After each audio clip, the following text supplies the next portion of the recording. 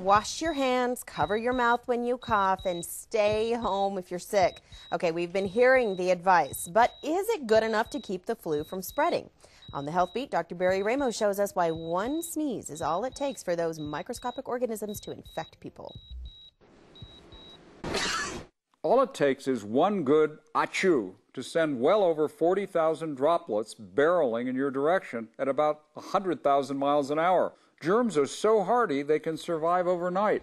The viral particles can stay alive for up to 24 hours. So somebody tomorrow morning gets on the subway, touches it, touches their face, introduces it into their body, and they've got it. That could mean hundreds, maybe even thousands of people end up sick. When you touch your face, you're essentially smearing the germ onto your face, and any opening, your nose, your mouth, your eyes, is a place where the germ can get into your body and start to incubate and multiply and cause infection.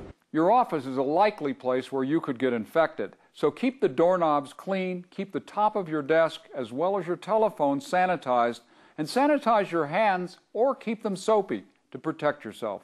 For Health Beat, I'm Dr. Barry Ramo, KOAT Action 7 News, live this morning.